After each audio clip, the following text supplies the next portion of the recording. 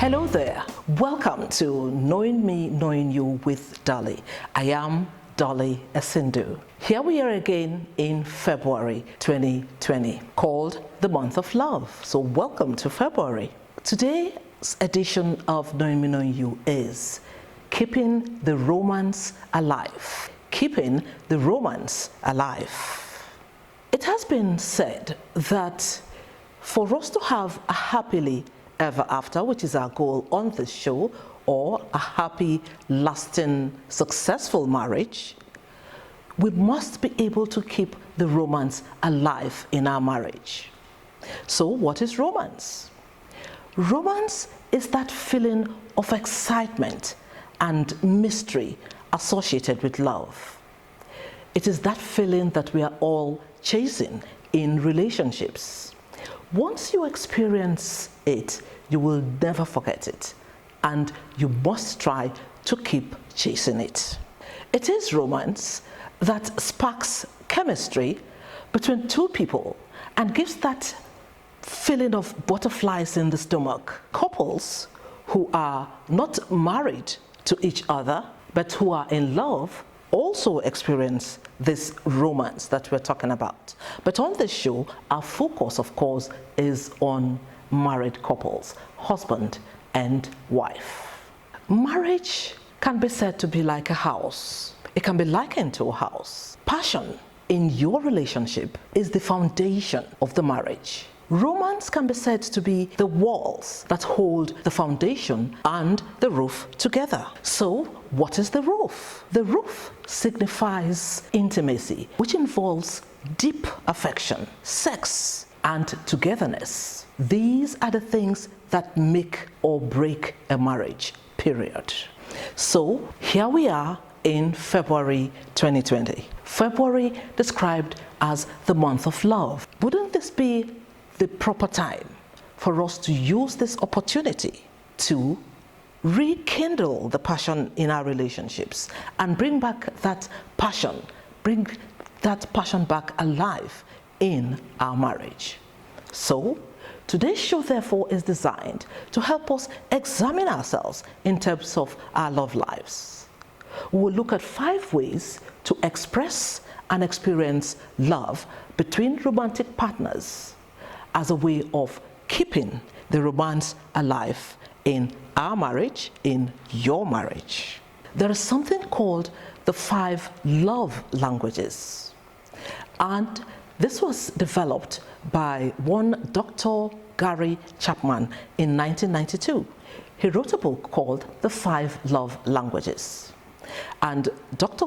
Gary Chapman is an author, a radio talk show host, and a marriage counselor. Now, the book, The 5 Love Languages, talks about how lasting relationships take intentional commitment. And that's what we've been talking about on the show. A happy, successful, happily married after does not just happen. You've got to work at it. So, the idea is that couples receive and express and appreciate love in different ways.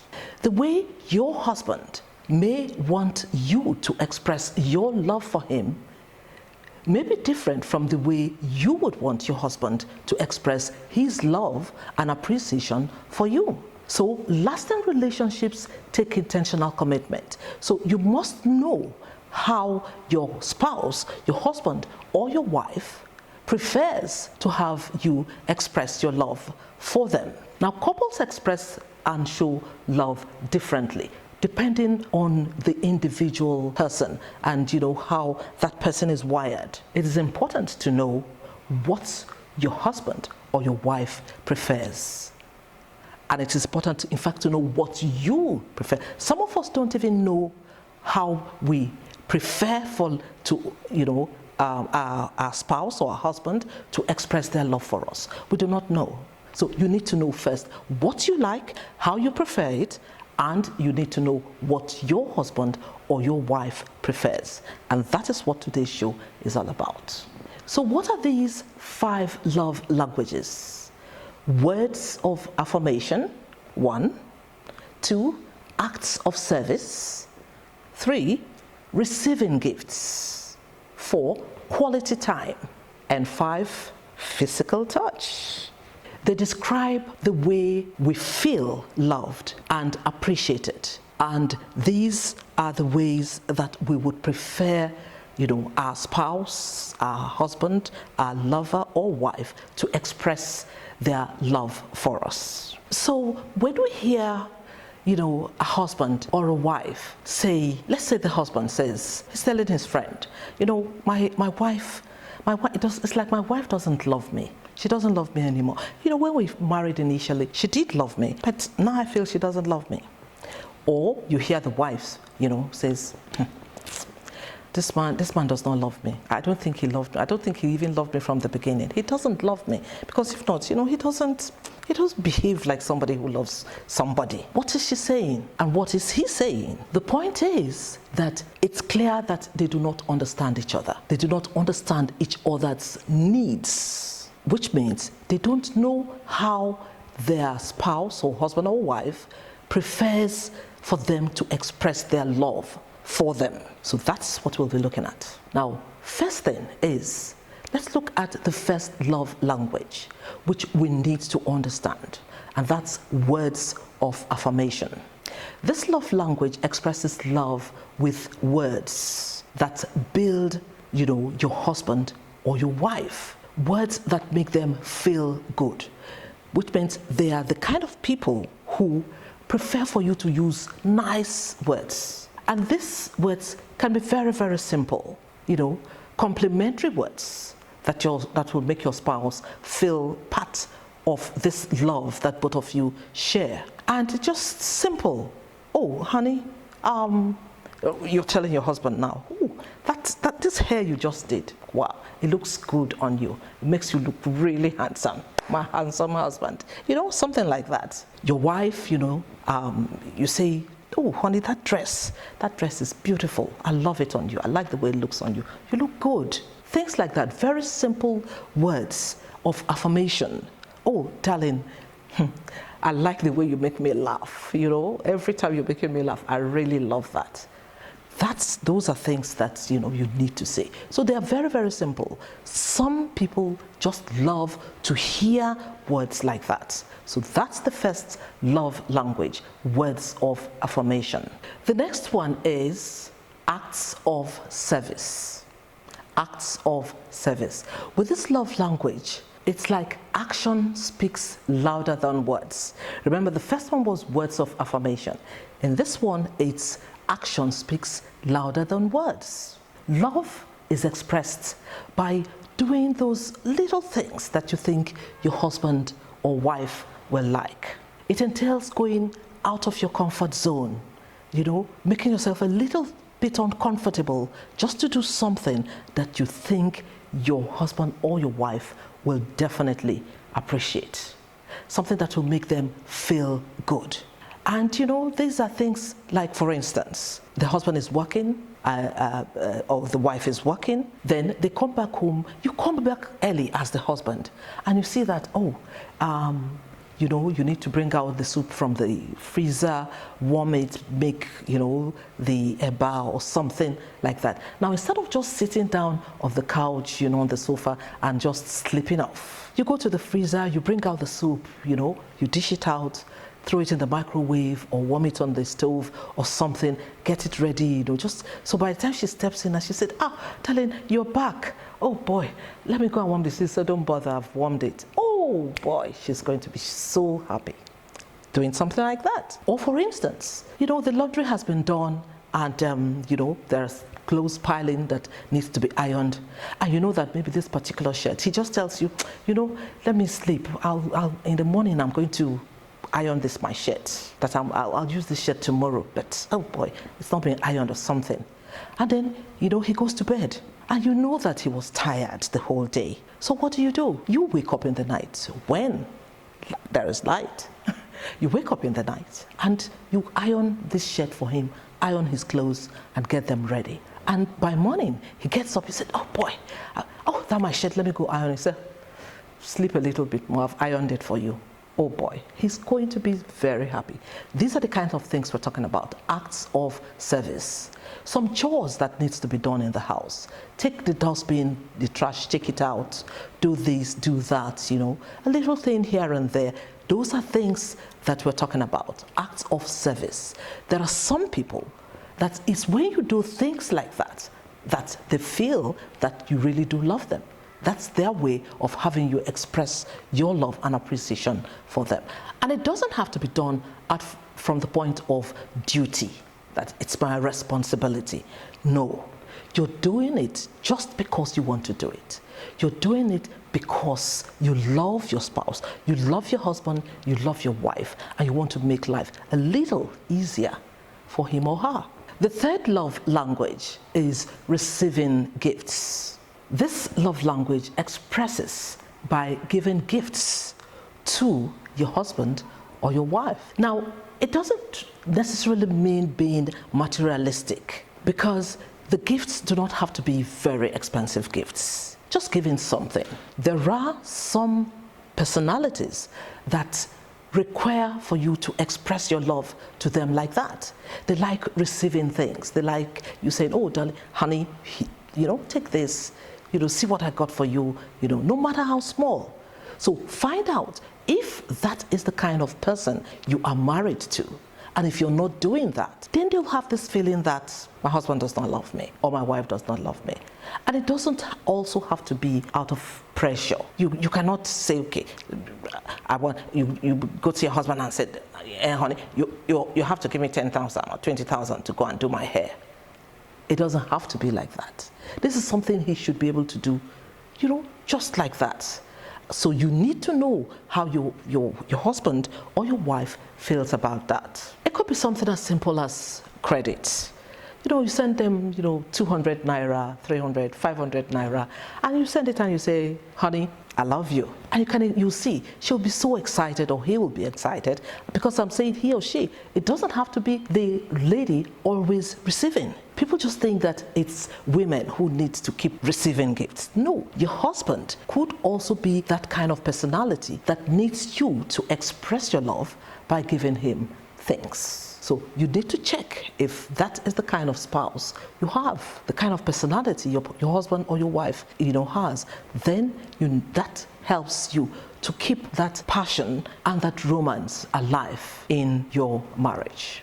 And let's remember this, folks. These gifts do not have to be expensive at all. You could give your husband something as simple as a handkerchief. For instance, you know, my husband used to love having white handkerchiefs all the time. So I ensured that he didn't run out of them.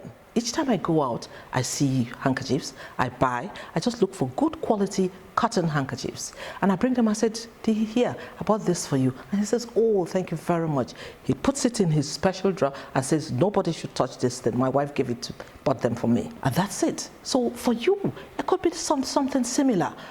Your wife, for instance, you go out, you buy her, you know, a hair clip, something to decorate her hair, to hold her hair back. A small earring or something like that, that's just perfect. And then for your husband, you know, you don't say, oh, he doesn't need anything. Men wear boxers, you know, they wear their briefs. So each time you go out, you could just pick up one for him, and they need this all the time. So these are some of the things. And for a lady, could just go up, you know, pick a flower somewhere, you know, or buy, you know, one single rose flower and bring it home to her. Say, darling, you're the best. Here, this is for you. That will make her happy. So you need to know if your husband or your wife is the type that needs you to express your love in that manner. And if you're not doing it, they'll just keep feeling, it doesn't do anything for me. You know, she doesn't love me anymore. It may not be the case. So that is what that love language is all about. Now, the fourth love language is all about undivided attention. If your husband or wife is the kind who feels loved when you give them quality time, undivided attention, then that is what you must do. Now let's take this example, for instance. You have told your wife that, look, I'm coming back early today and so that we can have dinner together. Most of the time you guys are working. He's going here, she's coming back, and you never have quality time. You never have dinner or sit down and eat together. So I'm coming back today, keep my food, let us eat together and watch television. And then, oh, she's so excited, she's waiting. And then for some reason, you don't come. And then she waits, and you don't show up. And then she in fact, probably she doesn't even eat. She packs the food and keeps it back in the fridge, and she goes to lie down. And then you come back and you say, oh honey, sorry, I had to work late. And then, she gets really upset. And you just can't understand why she's so upset. After all, it's not your fault. You had to work late. Then you better take a second look. Maybe your wife may just be that kind of person that needs quality time. So she will get more upset. She may get so upset, and you start wondering, why is she upset? After all, I had to work late. So that is what we need to look out for. Another example, for instance, is when it comes to the husband. The husband comes back from work and, he's tired, and then he's sharing his experience, with you, his wife. He's telling you, look, this is what happened in the office today. My boss did blah, blah, blah, or so thing happened, and, this is serious business for him. And you say, really? You don't pay him attention. You say, okay. This, and then just at that time, your friend, Dolly, calls you on the phone and says, my dear, I recorded my show today, and this show was, it's like this, and you now carry on with your friend Dolly on the phone. You carry on and on and on and on and on, and your husband is sitting there waiting for you to give him the attention he needs to explain, what he was telling you, to tell you what he was telling you. Now, my dear girl, at this point, which is more important? Your husband, your lover, your friend, the father of your children probably, trying to explain to you, trying to tell you, to share his experience that day with you, or, which is more important now, or your friend Dolly telling you about her show, which she can pretty well tell you some other time, you're missing the train. So the thing is, you have to pay him attention first. Give him all the attention he needs. Listen to everything he has to say and say, oh boy, is that what happened? Really? You give that time, that quality time to him, and then go back and call your friend Dolly later and talk about her show. So that is the kind of thing we're talking about here. You have to know what your spouse prefers and how he or she prefers you to show love. Now, still on quality time, planning a special event that's a special outing maybe for you and your wife is a very good idea. That's another way of, expressing love, via quality time. Now, if you're going to do that, you must remember the 3 B's. Be deliberate with your time, be mentally present, and be affectionate. Now, let us look at this. Be deliberate with your time. That simply means, take your time, put some time and effort into planning this event to make it sometimes look like a surprise, but it would show that you have put in some planning, some time into it. Let's look at this situation. My husband, used to do this a lot. Saturday mornings, I'm right there in the kitchen. Maybe I've gone to market on Friday and I'm trying to prepare, food that will be used, for the rest of the week. So I'm doing breakfast, and he walks into the kitchen. He says, Dee, what are you doing? I said, I'm preparing breakfast. He said, look, forget it. Let's go out for breakfast. I said, breakfast? Let's go out for breakfast. And he takes me to one of these hotels in town. I'm not going to mention their name. I'm not giving them free publicity. But he takes me out there. And sometimes he says, bring the kids. But he has already planned it. He's made arrangements for this to happen, but he just brings it on me. And I said, oh, I don't know if and he holds me by the hand out of the kitchen, and there I go. So plan something like that. Put some effort, some time in. Your spouse will appreciate that. Then when that happens and you get there, be mentally present.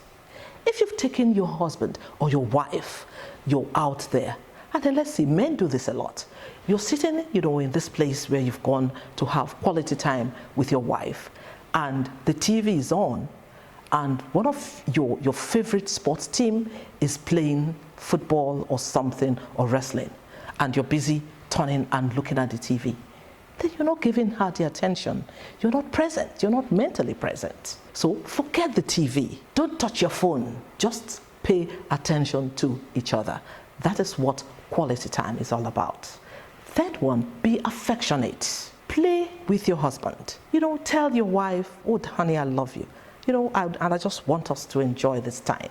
Show your affection for her. The fifth love language is physical touch. This love language is for those who feel loved when, there is some kind of physical interaction between them and their partners. There are some people like that.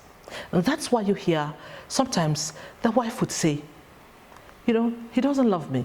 He hasn't touched me for, Yes, you are having, sex. You're having that intimacy from time to time. But she still says, he doesn't touch me. He doesn't love me any longer. Or the husband may say the same thing. Because apart from that time you guys have together, for that short intimacy time in the bedroom, there's no other time that, you touch each other. So that is what this love language, refers to. Physical touch. Love is expressed with holding hands, kissing, hugging, for no just reason. It does not actually mean sex all the time. It means closeness, body touching. For instance, sometimes in the bedroom, you're lying down and you're placing your head on your husband's shoulders, or he's placing his legs over your back and all that. And you may be reading a book or something, and he may be, texting his friends or doing something. You're just lying there, just physically touching. You, the husband, just, walks into the kitchen and hugs her over the shoulders. Darling, let me see that tastes good. Let me taste that your meat. Something like that. Every marriage needs dedicated effort to keep the romance alive. This month of love is the best time to examine your relationship. Take another look at how you have been expressing love to your husband or your wife. Take another look at the 5 love languages and use them to keep the romance alive in your marriage. Today on this show, we are not taking our usual quotable. Instead, I'm giving you a take-home assignment. Now, do you know that the week before the 14th, which is Valentine's Day, is regarded as Valentine Week? It's also called the Love Week. I want us to call it on this show the Romance Week. And within this week, there are several activities, one for each day of the week, that you must take part in. Let's go through them. So, your take home for this week is starting, today, on the 7th of February, it's called the Rose Day. Make sure you give a rose flower to your spouse. The next day, which is the 8th of February, is called Propose Day. If you're planning to propose, this is the best day to propose. 9th of February is Chocolate Day. So give your spouse a chocolate. 10th is Teddy Day, a teddy bear. 11th is Promise Day. Make a promise, but ensure that it's a promise you intend to keep. Then the 12th is Hug Day. Do all the hugging that you need to do. Hug your husband, hug your wife. Make sure that day you spend it hugging. And then the 13th is Kiss Day. Do all the kissing. From morning, just make sure you are kissing your spouse, your husband, or your wife. And then Valentine's Day, which is the 14th of February, it's up to you. You take your pick and be very creative.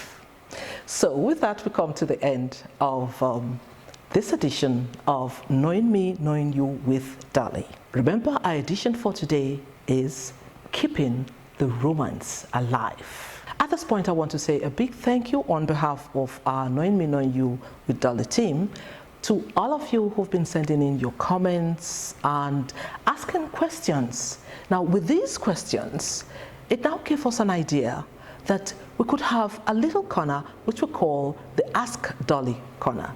So from next edition, if you have any questions from this edition actually, send in your questions, and during our next edition, we'll look at the questions, pick some of them, and we're going to read them out for everybody to hear, and we'll try to give answers to those questions. Thank you once again for being a part of Knowing Me, Knowing You with Dolly. I am Dolly Asindu. Don't forget that you can share this video to your relatives and friends and subscribe to be a part of the Knowing Me, Knowing You with Dolly team. Thank you for being with us. Well, let's do this again next time, okay?